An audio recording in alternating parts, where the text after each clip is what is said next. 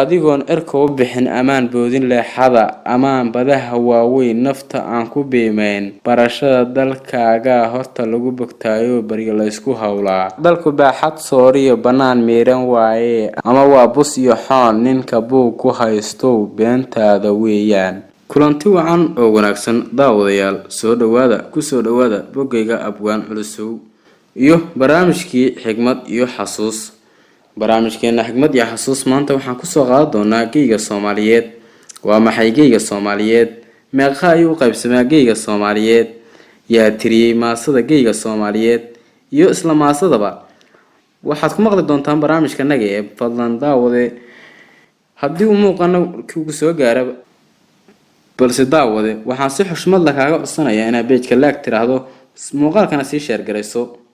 geyga Soomaalidu degto muuqaal ahaan iyo cimil ahaan waxaa loo qaybiyaa ilaa 12 qaybood waxayna kala yihiin sida xeeb deex guban oogo dooxo haw dooy dhooboy aduun ciid adable iyo madhaay 12 qaybood ayaa loo qaybshaa dhulka Soomaalidu ay degto ama geyga Soomaaliyeed 12 qaybood dhulka Soomaaliyeed qaybihiisa ka duwan ayaan mid waliba qeexitaan ka bixi doonaa balse muuqaalka xiga ayaan ku qeexi doonaa dhamaantood 12 qaybood oo ka kooban yahay geyga Soomaaliyeed markaana barnaamijkan geyga Soomaaliyeed inta aan ku guda jirno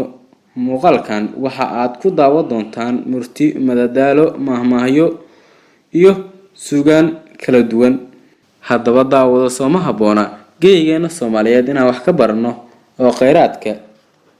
oo kheyraadka dabiiciga leh geyga Soomaalidu degto waa dhul aad iyo aad u ballaaran oo xeeb iyo badba leh badda ayaa aad iyo aad kheyraad aad iyo aad u badan leh halka birigu oo asnaguna qani ku yahay xayawaan aad u fara badan geyga Soomaaliyeed waa dhul aad iyo aad ugu fiican dhaqashada xoolaha iyo sidoo kale beeraha ayagoo ah labada kaliya ay ku tiirsan tahay Soomaalidu xoolaha iyo beeraha xoolaha ayaa Soomaaliya ka ah dhaqashadeeda boqolkiiba 50 halka 50 kalena uu ka yahay beeraha haddaba daawade geyga Soomaaliyeed qof kasta oo Soomaaliya ayaa munaasib ku ah inuu barto waana halka laga keenay mahmaahida ah ninaan dhul marin dhaaya ma lahan oo lagala jeedo nin aan waxba dhulka ka aqoon inuusan waxba ka tarin karin waxaa geyga Soomaaliyeed dhankooda suugaanta kaga cabiray suugaanyahanada waaweyn sida abwaan Maxamed Ibraahim Warsame Hadraawi oo tiriyay maaso ugu magac daray geyga Soomaaliyeed maasada geyga Soomaaliyeed ayaa ah ujeedadeedu in qolo dhalinyaro ah oo Soomaaliya oo qurba jooga oo kula hadlayay maasadaas ayuu tiriyay sanadkii 1972 isagoo ka hadlaya inay tahay lagama marmaan dhulkeena hooyo in la barto inta aan la baran dhulalka shisheeye wuxuu yiri adigoon erka u bixin amaan boodin leexada amaan badaha waaweyn nafta aan ku biimeyn barashada dalkaaga horta lagu bogtaayo bariga la isku hawlaa dalku baaxad sooriyo bannaan miiran waaye ama waa bus iyo xoon ninka buug ku haysto beentaada weeyaan balcad jawhar shalaambood beerkadaha qoryooley waxa ana bislaadee bay dhaba ku gaar tahay boosaaso beer bixi duqlaaliyo biyo kulul beerihii wajaalo lagu reebay baahida baar dheere iyo jilib waa 100,000 oo mayl dhulka lagu badhaadhe bay adu ku taalo badar lagu ridiyo bariis balka lagu talaale muuskiyo baybaygii barkadaha xareediyo waxaa taa ka sii badan dhulka barisamaadkii beesheena deeqee barta aynu dhaqaniyo barqadhada ka joogaan ayadoo barwaaqo ah balliyada xareedii ku bariisanayso bidix iyo midig dhanka loo dayayo barigii galbeedkaba waxaa bari cadceedii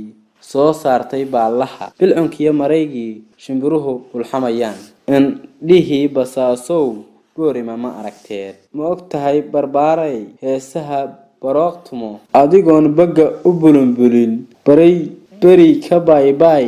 bismillaahi saylici hana haybsantii bari bartay iyo wareegtaan ku baadiso ma ogtahay barbaartaay badkeena dhumucliyo warankiyo bilaawaha ku baadiso ma ogtahay barbaaray barshigiyo darbooley bayluhu iyo harbaale ku baadiso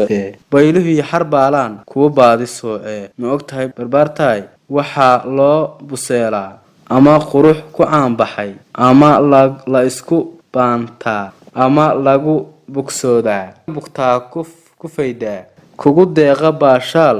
guryo bila ku magac dheer hablaheena bilicdiyo biligtiyo ilwaad bale bilcaantii shisheeyaha ninka beegsanayo waxaan kaaga baaqaa in aad baadi noqotee cidlo baylah kaliga yaanu bahalku kaa helin iska guurso gayaanka halka gogashu ku taal bahda lagama maarmaan budda dhiigayga koowaad bahda lagama maarmaan budda dhiigayga koowaad baaqaygu waa kaas waa maaso aad iyo aad u qiimo badan oo abwaanku uu ku cabiray ahmiyadda ballaaran uu leeyahay geyga Soomaaliyeed abwaan Maxamed Ibraahim Warsame ayaa maasadan tiriyay sanadkii 1972 xilligii afka Soomaaliga la qoray isagoo oo kula dardaarmayay sida gabaygaba ka muuqata barbaar qurba jooga asagoo oo tusaya ahmiyadiisa ayuu tiriyay maasada geyga Soomaaliyeed haddaba geyga Soomaaliyeed maxaad ka taqaanaa dhageysta adigu commentiga ayaad nagula wadaagi doontaa qaybaha 12 oo aan soo sheegnay midda aad ka taqaano haddaba daawade dhul noocee ayaa ka dhigi lahayd sida 12 qaybood oo aan hore u soo sheegay sida xeeb deex guban oogo dooxo haw dooy dhooboy aduun ciid adable iyo madhaay 12 qaybood waxaan filayaa qaarkood inaad gara doontaan 12 qaybood waxaan ku qeexi doonaa muuqeena kan xiga anigoo qeexitaan dheer ka bixi doona iyo faalle muuqeena kan xigo ayaanu ku faaqidi doonaa balse daawade ilaa iyo markii haddii aad nala socotay daawade waxaan kaa codsanayaa si xushmad la kaaga codsanayaa inaad page-ka like tiraahdo siina share gareyso si uu gaaro saaxiibo kale daawadayaal muuqaal lamida inta aan ku kulmi doono waxaan idinkaga tegayaa sidaa iyo amaana Allah